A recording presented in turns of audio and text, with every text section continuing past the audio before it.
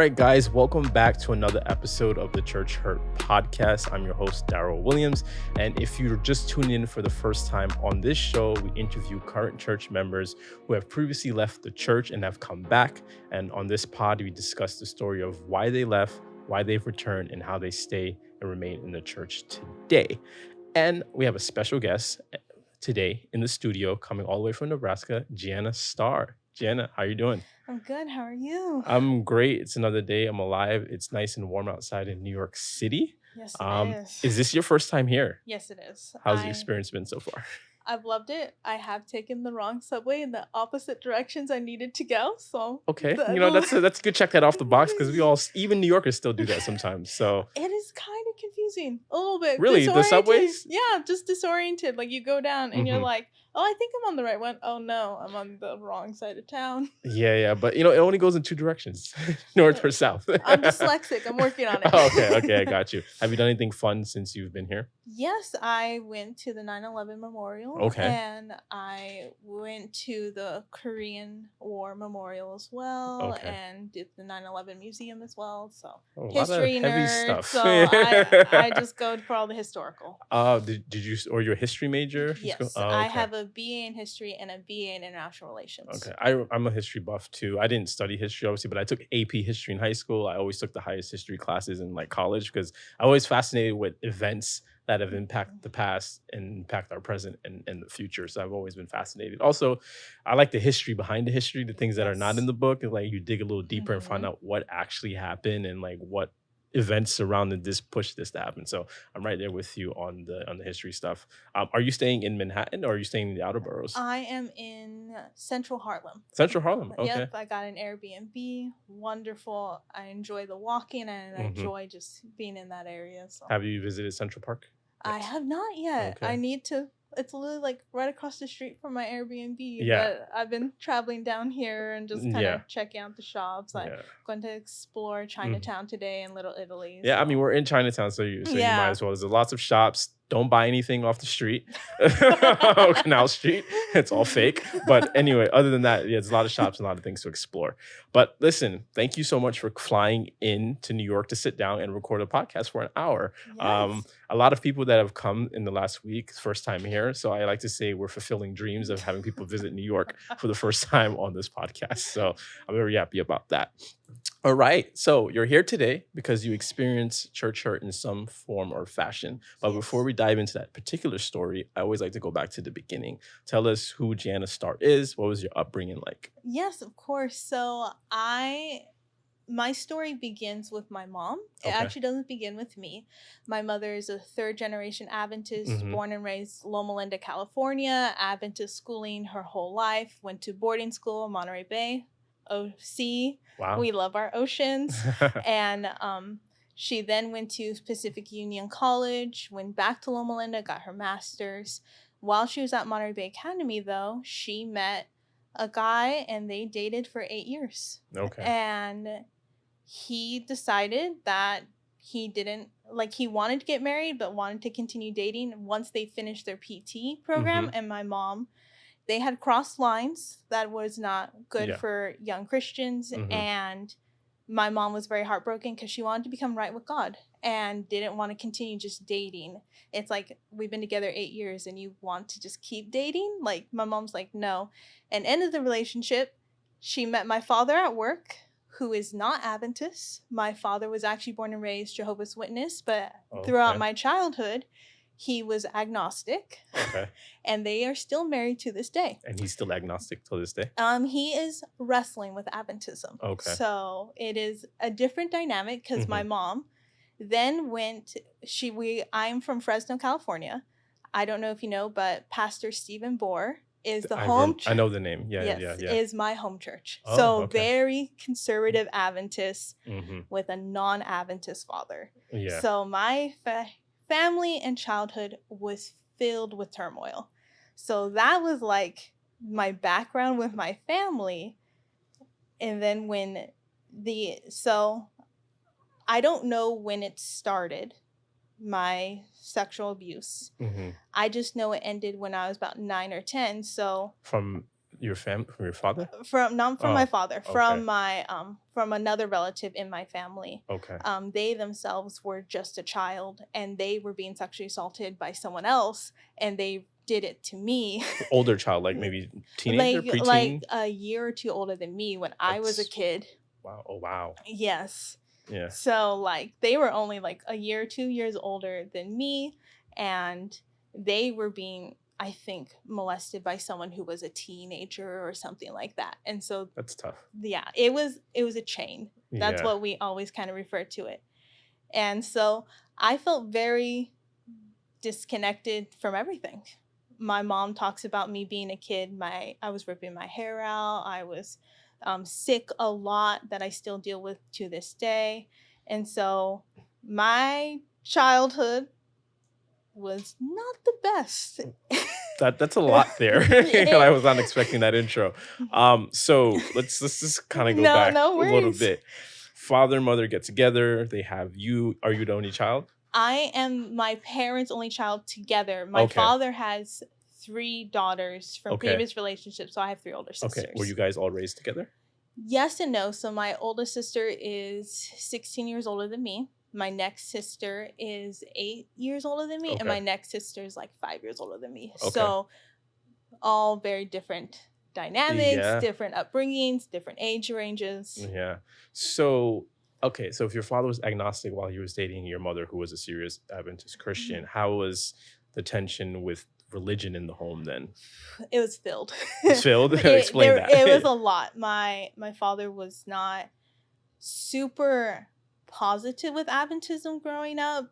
He viewed it as kind of judgmental and Mhm. not very open-minded, and my mom was very determined to raise me with Adventist values. And so I'm in my parents' wedding photos, so I knew that they got together because of me. And so I it was a see. unique upbringing, because it's like, there's tension because mom and dad don't see eye to eye at all. They are kind of fighting a lot of conflict, turmoil, so much turmoil. Did your dad not want you to go to church? My dad was okay with me going to Okay. church, and I went to Adventist private schools Okay. myself. I even went to Monterey Bay Academy as well. It Where's was that academy? Is that in California too? Yep, it's in California, right by the ocean. Do No. it. Nice. Go visit. One day. Yeah. One day.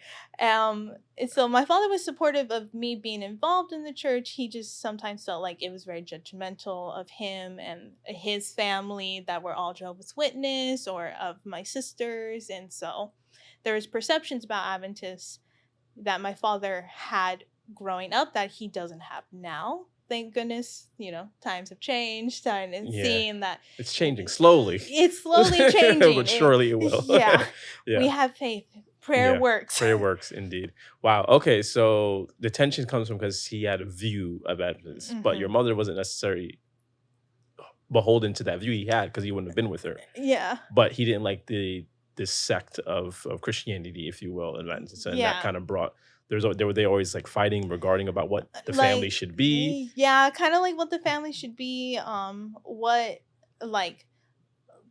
When you are a conservative Adventist and you're with not only not an Adventist but an agnostic, there are lifestyle differences that come up. Like my mom wanting to keep Sabbath, that's viewed as, oh, you're restricting my freedom. Right. My mom wanting to raise me with more traditional values, oh, you're hindering progress and moving forward. And there was just that tug of war. Yeah. So people who know me know, for example, my father has taken me to rock concerts. So unlike other Adventists, I've been to many rock concerts. My father enjoys horror. I now enjoy horror. My dad took me to a horror film festival as a kid. Like, obviously, my mom was not happy with that in the slightest. And so I turned out odd. It's so interesting because like she's very conservative, but she ended up being with a man and marrying a man who was the total antithesis to her worldview. Like that's just so interesting to me. And it's like, I always say, like, because I dated someone who was Muslim for Ah, a while, and the way the relationship was, I was like, there's no way I would want to be married and have this dynamic in a marriage and yes. that tension always, because I mean, it's everything that Islam claims or denies about Christianity. Yes. Christianity claims those things in order for it to be true, like the death, of deity, and resurrection of Jesus. So it's like that's already a tension starting point, right? Yes. So I can't imagine like being so conservative and then have a man who's like the opposite. Then he's like you're kind of seeing two things as a child growing up. Yes. How did that impact your view of God? Like, Like, so I knew God was there hmm and I knew God was present. hmm But with everything going on, all the conflict, I was just like a numb child. Like, I learned so much. Like, I know my Bible very had well. all the information. I have all the information, but like the relationship aspect, numb. I didn't feel anything. And do you think that numbness came from the fighting and then the abuse Yeah, that happened I as well? do. I really do. I still even struggle with it to this day. Like, there's just days where you just wake up and you're like, why? Why do I care? Why should I care? It doesn't matter. Like, and then it's like trying Yeah. to fight that and being like, I care because I know God loves me. I care because God did things for me that if He wasn't there, these things wouldn't have happened. So, That's okay. That's a lot. I mean, all right. So then walk me through then like adolescence, teenage, then how did you start how did the church as you grew, how did the church become even more part of your life?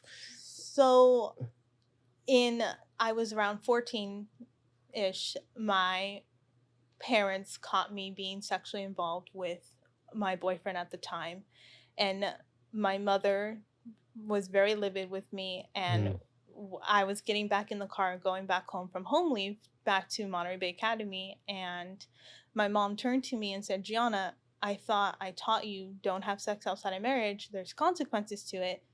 And she referenced childhood, like you, her ending up with a non-Adventist man. She's like, I thought I taught you, like, don't have sex outside of marriage, like there's so much risk with it. And I turned to her and I said, why would it matter? I'm not a virgin anyway. Is that how you told your mom that you're not a virgin? That's crazy. Wow.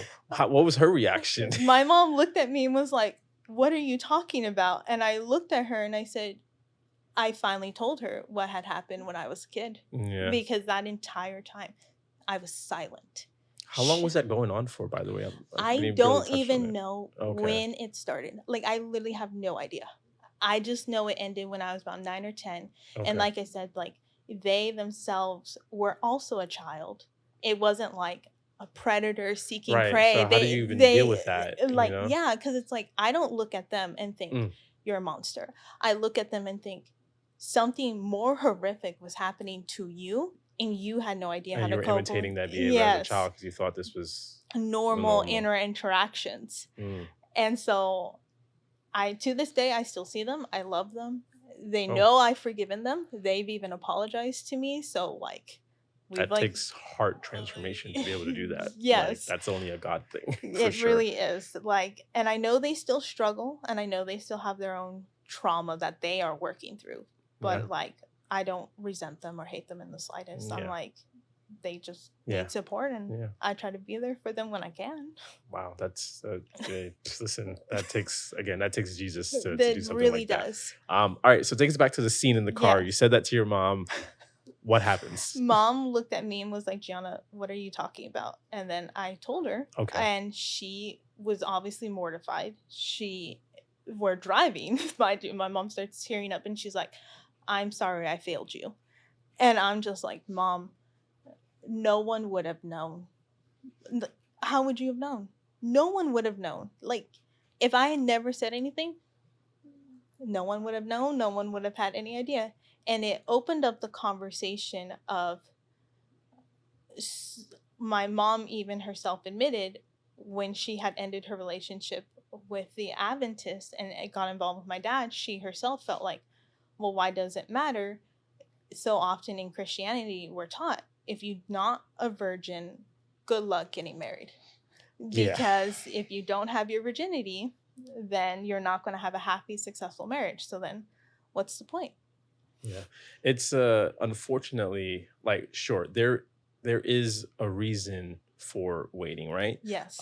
There's metrics and there's data supporting like that in regards to when you find your lifelong partner Yes. and the length of it and the least likely to get divorced.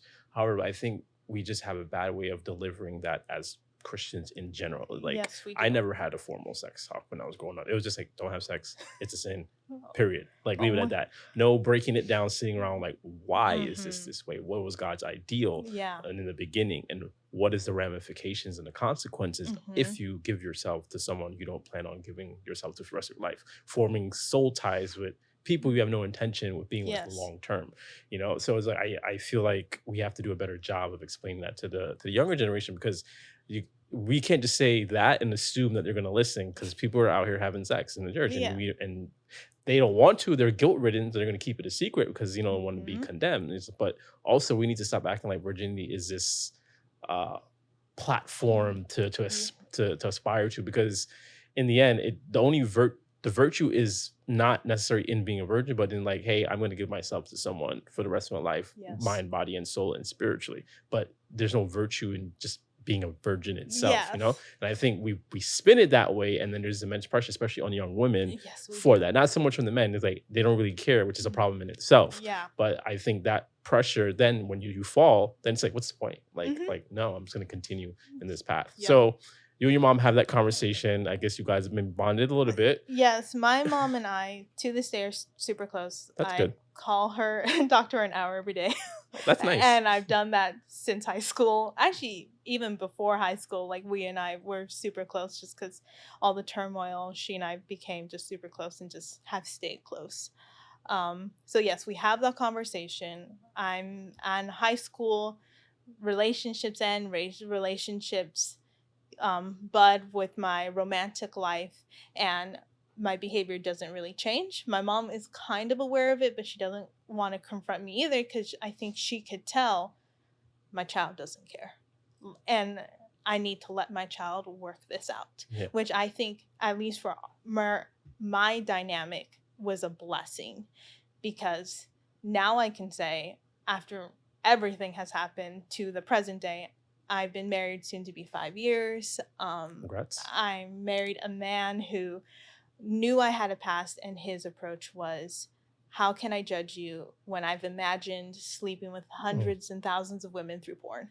And I think that's was where the turning point was for me, is meeting my husband, and that was his response. Because throughout all of even middle school, high school, and a bit into college, I'm Union College grad, so I like Union College. I think it's a good college. That's in Nebraska, right? Yep, it's in Lincoln, Nebraska. And throughout all that, sorry, do you know Charles Metz? Charles Metz, yes, he I do. He goes there. He goes there currently. Yeah, we had him on the podcast. Yeah, I saw that, and I was like, "Hey, I remember him." Yeah, and I was like, "Wow, I didn't think he would be on here. Cool." He and I, I don't think we ever ran into each other or anything. History major. I just stayed in my division. I didn't branch out. And so, high school, college, it was constantly that virginity talk. You're not a virgin, your marriage is going to struggle. You're not a virgin, your marriage is going to fail. You're not a virgin, your marriage is going to never, all these consequences. But never once was it, Christ can redeem you. Never once was it, okay, you've made your mistakes or things have happened. Christ and God are going to turn it around. And I think God took me, even though I felt numb and I was just numb to my relationship with him, God was like, I'm not letting you go. And almost like a personal ministry kind of was born. And that was, I was at Monterey Bay Academy, and it was my junior year, and it was another girl ended up in my dorm room telling me how she was sexually assaulted. And the stories have continued of girls, and then later guys in my apartment with me and my husband, guys and girls telling us the ways they've been sexually assaulted and how they don't have hope at all. And I'm very transparent on the struggles I have with God and my faith, and I do tell them there is still hope. Please don't think you're done for. Like, that is not the truth in the slightest. Like, God is still there. He still cares. He's still, like, Amen. It's he's true. walking beside you. I love the poem where he carries you in the sand. Yeah, the footprints in the sand. Footprints, Yeah. yes. Classic. It really is. Yeah. So, all right, let's just back up a little Yeah. bit, right? So, your behavior doesn't change much after you confess that to your mother. The years go by, high school, college. So, what was the point where you mentally left church? Your body was just there, but your life was another situation. When did that point happen where you're like, I'm just done with all this church thing? Honestly, I don't think even growing up in the faith, I was ever mentally in. Oh, you did mention you were numb. So, okay, Yeah. speak about that, please. Yeah. I was just never there. Like, I sat in church. I was active in Pathfinders. I did, the different ministries that was offered to young people. Just never checked in. Never checked in. Your heart was never into it. My heart was never into it. I can't say I don't even struggle with that now, because I do. Like, there's plenty of moments where I'm like, I feel like I'm just going through the motions. Yeah. Just doing the motions. Am I in it? No, not every day, because it's like I still am working through everything I've gone through, like all of the trauma. Like, every day I am working through it slowly, but I think as time has progressed, like, I'm checking in more. I'm more present. I'm more like having that conversation with God daily of like, okay, God, this thing happened. It was terrible. How are you going to help me get through this? Yeah. So you described you were numb even from a child in high school, college. So my question to you then, you didn't hear the gospel then growing up. That's funny is I watched so many other people, like, and I think I heard the gospel. I didn't see it. Unpack that. What do you mean you didn't see it? Yeah, I didn't see it. Like, I would see people be happy with God and happy in their walk, but their lives were perfect. So of course they're happy. And I'm sitting here like, I do not have anything close to the perfect life. I'm struggling daily. And then the message that was conveyed is, well, if you're not happy, that just means you're not at peace with God. Okay, what does that mean? What does that mean? Like, how do you be at peace with God when everything in my personal life is blowing up? So that's so interesting. That's so interesting. So yeah, it was. All right. So you were never really checked into church per se, right? You never really like, Jesus, you're the Lord of my life. Let's do this thing together. But you would still go to church for our parents, for your mother? For my mom. Okay. My mom, she made a lot of sacrifices for me. Yeah. And I know that. And so I do everything I can to honor her sacrifices for me. And to this day, I still do. But I'm also now learning how to do things, because this is my relationship with God. This is me and God. Like, because it's not my mom that's going to get me to salvation. It's Jesus that does. Yeah. And I recognize that. It's just getting to that point relationally with God is not an easy process. Yeah. And so what was that tension like in your life? What was that time period where it's like, I don't feel this, but I'm here. And then when I leave church, or when I'm not with my mom or around church people, I'm living this other life. Like, what was that experience like for you? Can you just talk about that a little bit? So the experience, I'm a poet. I write tons of poetry. I described it like this.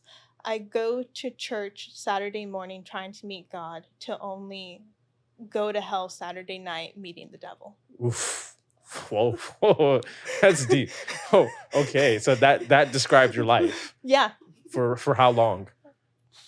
Up until about college. Up until about college. Yeah, it was my turning point spiritually was when I got to college, and my now husband, me and him had met, and I had a sense he and I might start dating. And I was like, I had been in previous relationships where guys were like, oh, we know you have a past, but that's okay. And then they would kind of judge me for it and play games with me. And like, I'm already like, I'm numb. I'm like all over the place in terms of like, do I care? Do I not care? And so I turned to him when he and I were hanging out, and I was like, I'm going to be upfront now in case we do date. I have a sexual past. If you have a problem with that, I'm okay if we stay friends. Don't try to date me. But if you want to date me, then you like are aware I have a body count. Yeah. Like, you have to make your decision on that. And that's when my husband said That's real. Yeah, that's when my husband's like, I can't ever judge you when I myself had this extensive. You mentioned that. Yeah. So when I was going over your story, you mentioned 2 relationships that kind of really impact you. Can you kind of discuss a little bit those? One where he left the faith, how did that impact you? And then there was one guy that was super conservative. So I had dated a guy in high school for almost 3 years. I thought I would marry him. Like, he and I were very much in sync. And this is Adventist high school, right? Adventist with Monterey Bay Academy. Bay Academy. He graduated my freshman year of high school, and we still dated. We dated long distance. We would drive up to see each other, things like that. And we were in sync. Our families were in sync. And then some issues with the church, interesting enough, going back to sexual issues with the church, not with him, but some of his friends were being falsely accused by some girls of like sexual assault. And like, there was like clear evidence that it wasn't true. Or that it was exaggerated more than like what it was, and all these things. Well, your name is already tainted. Yeah, your name is already tainted. And so his friends got kicked out, and the families were not associated with. And he's like, I don't believe in a faith that won't try to hear out both sides. And so he was like, I've been having issues with the faith for a while. I don't think I believe in Adventism anymore. And he's like, I don't even know if I believe in the Bible or God anymore either. And I remember thinking to myself, I am not going to be my parents. I will not be my parents. And I ended the relationship right there. And it was the hardest thing I ever had to do, because then I think in some ways maybe that was like the little like simmers, like the little sparks of maybe something with God. Something, because interesting, because you weren't necessarily checked into church. You're like, I don't want to be in a relationship with a guy who doesn't believe, but by all measures and the way I live my life, I don't really believe. Yeah. But you're still like, nah. I guess you could say childhood told me, don't repeat that. Yeah. Push that out. So that's exactly what I did. And so I ended that relationship. And shortly thereafter, there was a guy at Monterey Bay Academy who was very into me. He was the like class pastor, going to be a theology major, the works. The ideal. And he had known I kind of had some like struggles and some issues. I don't think he truly knew to the extent of my struggles or issues. But he was very into me because I was known in class as like the Bible person. I knew my Bible well, and to this day I do know and I do study diligently. I do believe faith comes by hearing, so I listen to a lot of stuff too, because that helps. It helps connect it for me. And so so he got very interested in me and then wanted to date me, and kind of would play games with me in the sense of, I want to be physically involved with you, but then I don't want to taint myself. I want to be physically involved, but I don't want to like lose my virginity. And then when he and I did sleep together, he said to me afterwards, well, I'm glad I can say at least I lost my virginity. It's a lot easier to explain than explaining like the other things we had done. And I looked at him and I'm like, yeah. And he has since actually reached out to me and even apologized for like the games he played in high school. But like to this day, like that relationship like has like impacted me, because it's like he used you in a sense. In a lot of sense. Like I'm already, like I said, I'm already traumatized, I'm already numb, I'm already all over the place. And it's like, did you look at me as a person, or did you look at me as, can I save her? But at the very least, can I gain something from her? Right. So if I can't save, so during the course of the relationship before that happened, was he like, you need to be this way? Like, I'm going to be a pastor. Like, you need to carry like. He kind of would say things like that. I think what was interesting about him is in high school, I was a lot more toned down, if that makes sense. So when I got to college, I became very outspoken. I did not care. I didn't care in high school either what people thought of me, but like back then I would tone it down a little bit, try to be a little bit more applicable and like just a little bit more passive. And so I think to him, he fell in love with what he thought I was in my previous relationship because he kind of had known me in that relationship. And so he's like, wow, like she's such this great girlfriend. She's doing all these things for her boyfriend. But it's like, I've been with him almost 3 years. Like, of course, there's going to be this easiness in our relationship that he himself was not prepared for, like the work it takes to get to that point in a relationship. So that's okay. So, wow, that's and he was unless I'm mixing something up, he was the one that was really religious and conservative, Christian, or at least he appeared so. Yes, he appeared so, but like with me, he's like, I desire you. I want to be with you. I want to. So he made you out to some sort of, to an extent, like a temptress. Yes, and I'm sitting here, and it's like, I'm struggling enough as it is. Like you do you. I'm trying to figure out me, but like he was like, I really want to date you. You're like this ideal person, and I think he fell in love with that idea of me, not me. Yeah. And I'm just like, no, it sucks. No. So the relationship ended shortly after you guys finally left high school. I ended it with him. I was like, I'm going. And literally 2 weeks before Union started, I was like, you know what? I'm going to Union College. And we drove out to Nebraska and dropped me off. And that was the end of it. Yeah, that was that. I was like, I'm starting a brand new life. I lost a lot of contact with people in high school and just kind of fell off the face of the planet. I actually chose Union because not a single person from my high school went there. So you could start over. You were looking for a fresh start. Yeah, and I found it. Okay. So you arrive at Union College. You haven't met your husband yet. You met him there. I literally met him the first week freshman orientation in the Henry Doyle Zoo that Union College does. Yeah. That they take us out to Omaha, Nebraska. Okay. Yep. So during this period of time, you mentioned before that all you were hearing from church was that you need to be pure. Yes. That was the messaging you were getting. No one was really reaching out to kind of help you. Like, hey, you've had these experiences, you've fallen, but there's still hope and redemption. You weren't hearing that message of like, even though you made a mistake, God still loves you. Even you can be born again. Like my mom would tentatively say that message and like try to talk about it, but what's hard is prayer meeting, youth group. All the other messaging where I'm with my peers, I'm sitting here and I'm like, I'm the black sheep. I'm the black sheep. No one. And like, I was always a little odd. I won't deny I was a little different anyway. Like, going to rock concerts, seeing movies that probably aren't ideal for Christians, involved with people who aren't Christian or like the ideal Christians either. A lot of my friends like do drugs, they drink, they party. I don't personally do any of that. I don't need to. I don't care to. But they do, and I'm very big on like, you can be whoever the heck you are. I don't care. You need to figure out your own walk with God. I'm struggling enough as it is. If you want to talk about it, we can talk about it. But I'm not judging you in the slightest. I'm not saying you have to be a certain way in my home. And that's kind of like a consistent thing I've kept from high school, college, and even now. I have such a variety group of friends.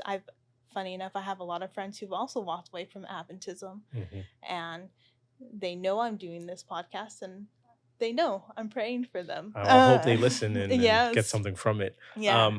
So when was the turning point then? So you mentioned a turning point spiritually where you started to feel like, the way I'm living my life is not bringing me peace. It's not bringing me wholeness. I'm still numb. I want a real relationship with the Lord, and the church hasn't really, at least the one that you were going to. I mean, you were in church, you were in Adventist school, Christian school, you were in the church, but you weren't getting that. So what happened when you went to Lincoln, Nebraska that was pivotal for you to change that? I think what was pivotal was actually before that, when I started meeting other girls who were sexually assaulted. Right, okay. And they telling me their stories and how they felt the exact same way. And all from the Christian They Adventist some school? were at Monterey Bay Academy, some were, I found out later, some were in my churches that were in the Fresno area, and then Union College. I met girls and then guys who were also sexually assaulted, and the common theme we all shared is we felt like the church just didn't care that these things happened, and there was no like, hey, just because this happened, like, this wasn't your choice, but that you can make choices now, like you can make better choices now. And I had met other girls who are still dear friends of mine to this day, who led similar lives like I did, where we just didn't care, we slept around, who cared, like.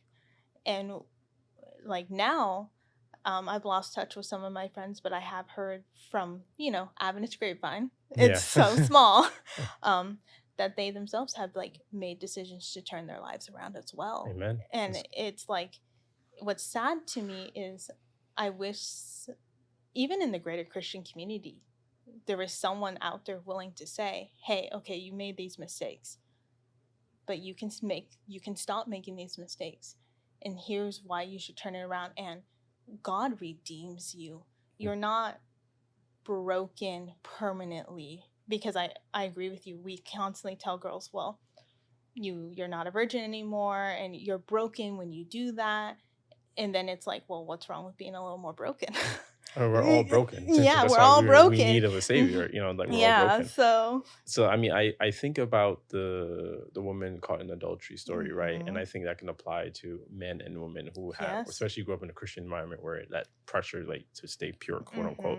And Jesus, they wanted to stone her. He said, "Who without sin cast the first stone?" Obviously, none of them did. And Jesus, said, "Where's your accusers? They're nowhere to be found," because again, we're all guilty of something. It might not be the same sin. We're all guilty of something in that change. Or even so, it could be the same thing you're struggling with, but because it's on the inside, it could be porn and you're judging someone for having actual sex. You know, that's the hypocritical judgment that Jesus talks about in Matthew 7 on the Sermon on the Mount. It's like, you have this log in your eye, but you're trying to take the speck out of someone else's eye. But Jesus says, neither do I condemn you, go and sin no more. And I think that's the posture we need to have towards everyone, obviously, people of faith who may fall and who struggle with these lust and these things. Is like, hey, you've fallen, don't do this anymore, but there's redemption, there's acceptance still. And I think that principle of go and sin no more, but don't condemn, is what we need to have, so that you don't feel like a black sheep. So you're like, there's no one that's talking or helping me through that issue. I'm only hearing, don't. And it gets pounded in your head. You become numb to it after a while, like you were saying. Okay, so you meet all these young girls and men who have had this similar experience and similar theme. Then what was it about that made you want to, like, God, I need you more than ever? Like, I want a relationship with you. I think it showed me God was still pursuing me and was still seeking me and still coming after me and hadn't given up on me, because these people were constantly coming to my door. I remember, I love her to death. She's a good friend of mine. She would knock on my door. It was all throughout my senior year of high school. She would knock on my door every weekend. She would hide in my room because I never locked my door in boarding. I'm like, please, you can steal my Chromebook, I dare you. Like, and it just told me, like, God kept sending these people to me, kept sending them to me.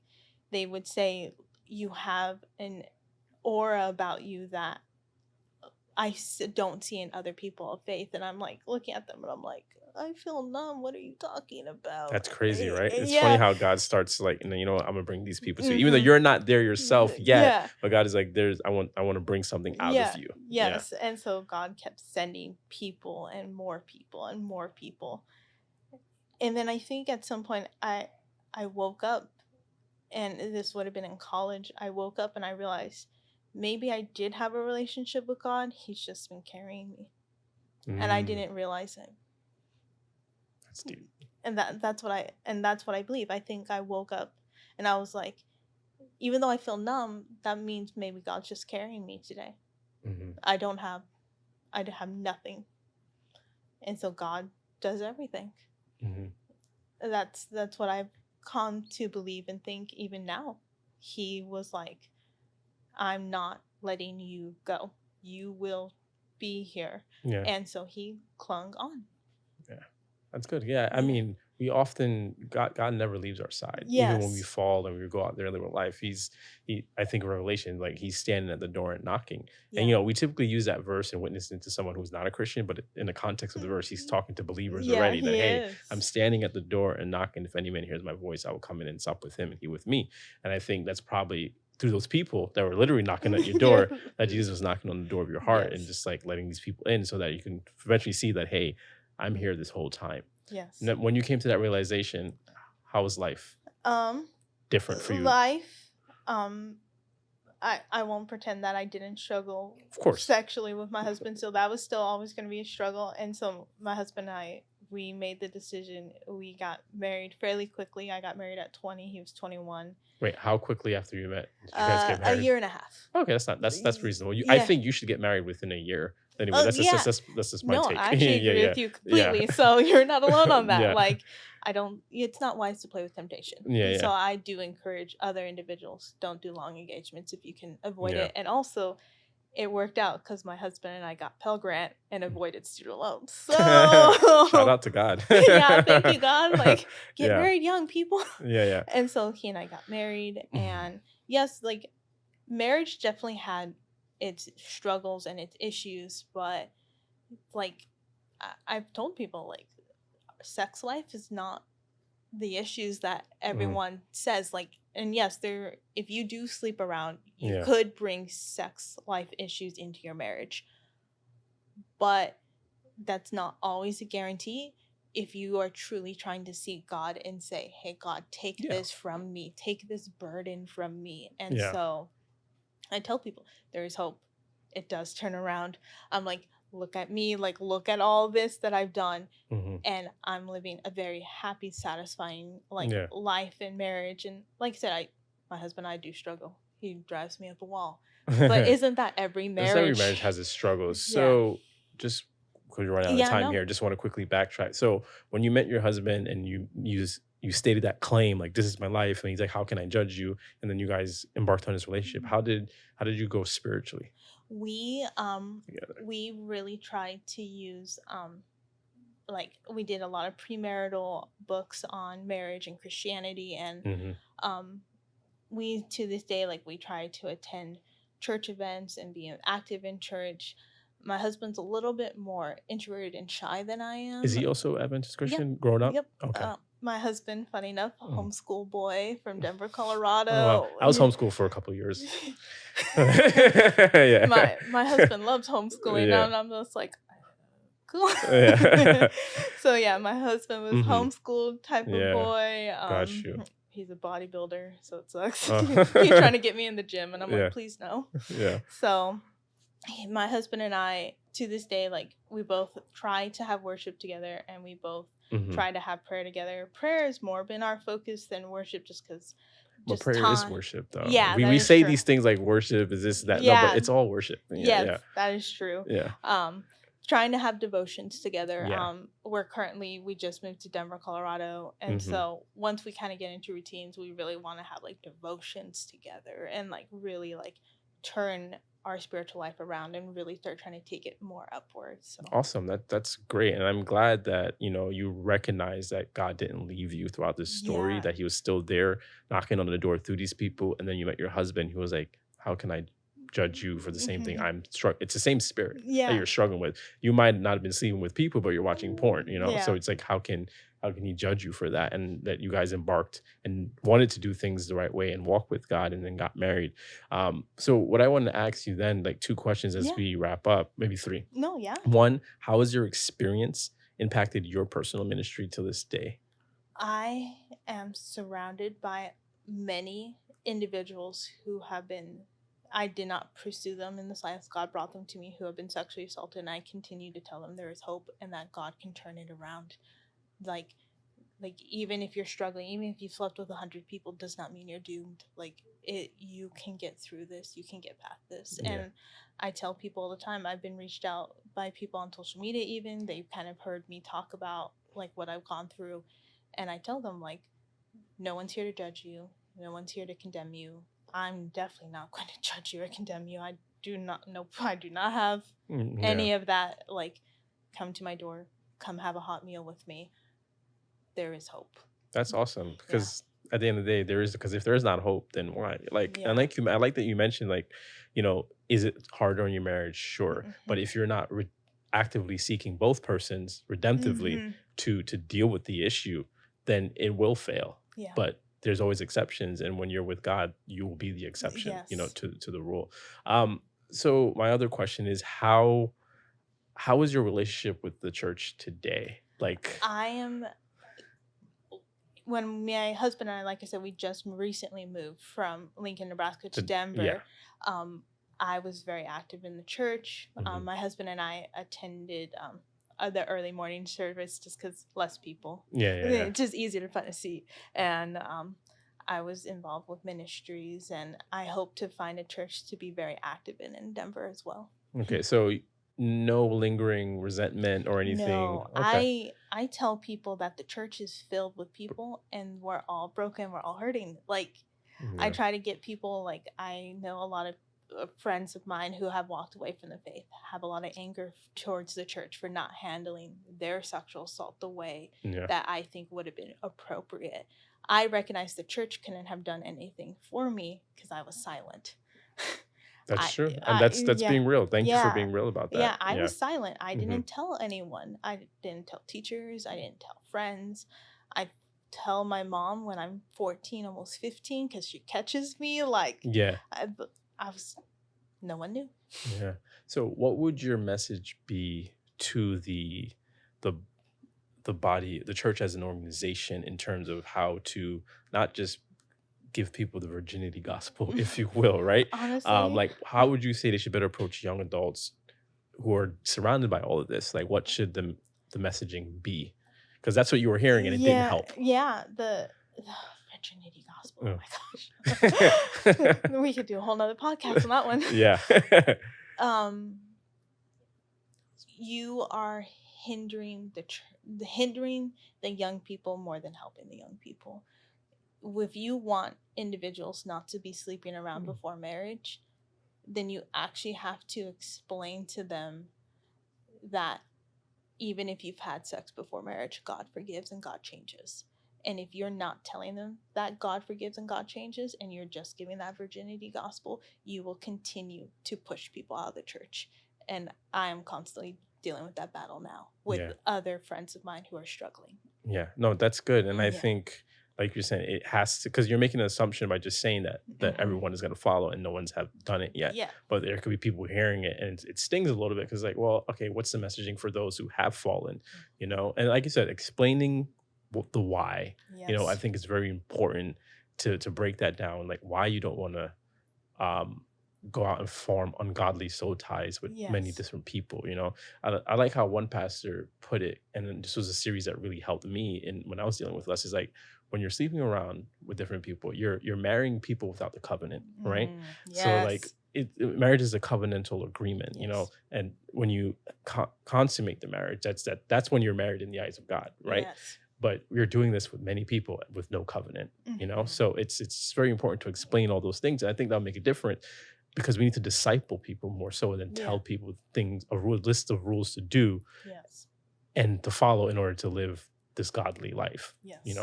And then my last question is, what are some resources that you would recommend to someone who is struggling the way you struggled today? June Hunt. She is a Christian psychologist who wrote a series of little books that is Christian psychology with Bible verses explaining things. I found her books, interesting enough, my senior year of high school, and I own many of her collections. She does things on sexual integrity. She does things on depression, anxiety, self-consciousness, separation from God, like all of it. Like the issues that I don't think Adventism covers well. Yeah. We're working on it. We're improving. Yes, but for sure. We don't cover well. Like, do we have ministries that focus just on depression? Not really. Like, we don't have like a lot of like, she's like, here's logical, rational, Bible-based, and with psychology as well, like how to deal with these issues. That's good. That's good. And I also want to just throw in there too, if you've had assault therapy, all these things will definitely help you if you've been through all of that.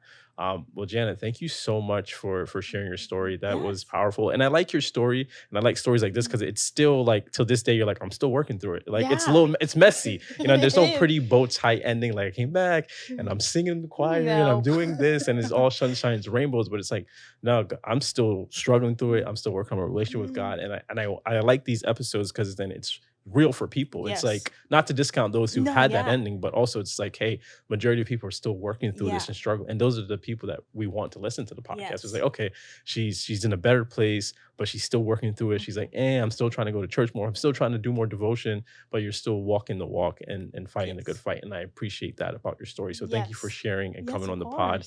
And I wish you the best of luck in Denver and Colorado. Thank you. Awesome. Guys, there you have it. That is another episode of the Church Hurt Podcast. I just want to throw in one recommendation too. If you're a young man out there, a young woman struggling with lust and all these things, and you've already fallen, I would recommend this book that really helped me, called Every Young Man's Battle. I think it's a great resource, and it walks you through all those things, and also like finding people to hold you accountable, people that can pour into you and disciple you on your Christian walk. If you like this episode, please help out by subscribing and liking and sharing this video. The algorithm loves it, and it'll help this podcast get into front of more people. This is the Church Hurt Podcast. I'm your host, Darryl Williams, and I'll see you in the next one. Peace.